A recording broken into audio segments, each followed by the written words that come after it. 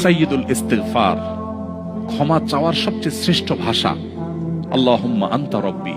কত মধুময়, কত অর্থবহ, কত ঈমান জাগানিয়া, কত আপনার ঈমানি স্বাদ জাগ্রত করার মতো একটা দোয়া। আল্লাহুম্মা আনতা রব্বি, আল্লাহ আপনি আমার রব, আপনি আমার পালনকর্তা।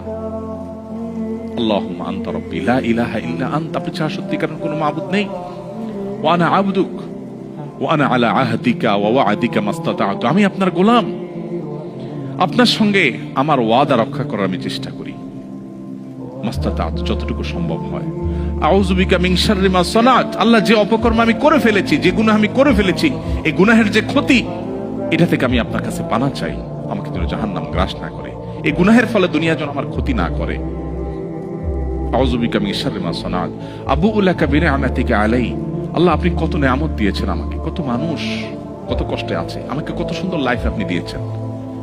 ওয়া আবুউ লাকা বিযামবি, এত ভালো লাইফ দেওয়ার পরও আমি আপনার নাফরমানি করেছি, সেটাও আমি স্বীকার করি।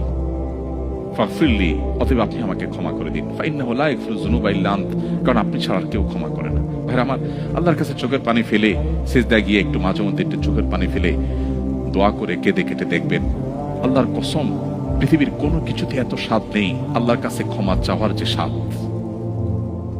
কারো কাছে ক্ষমা চাইলে ভালো লাগে না, আল্লাহর অলৌকিকত্ব যে তার কাছে ক্ষমা চাইলেও আপনার অন্তর দেখবেন একটু চোখের পানি ফেলে যে 2 মিনিট দোয়া করার সুযোগ পান, যখন উমরা যান, রমজানে যখন দোয়ার সুযোগ হয়, অথবা সারা বছর যেটা হওয়া উচিত, এই দোয়ার পর যে ফিলিংসটা হয় সেটা খুবই তৃপ্তিদায়ক।